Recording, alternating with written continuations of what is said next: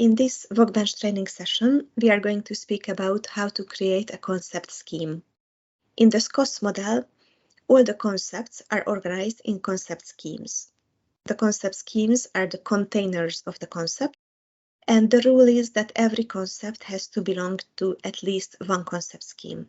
You can have one or multiple concept schemes per project, but you cannot add new concepts if you don't select a concept scheme. So how to add them? Select the project that you would like to edit from the top left, open it, and click on Data.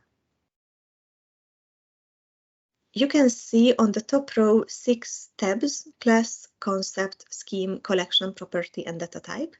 So select the Scheme button. And if you have an empty blank project, you don't see anything here. So the first thing that you have to do is to create a concept scheme. Click on the first button, Create Scheme. Add the label of the scheme. Select the language from the list of available languages.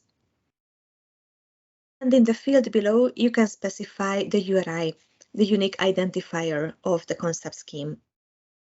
You can leave it empty, and then it's going to be an automatically assigned set of alphanumeric characters. It's going to be assigned by the system, or you can also specify it yourself.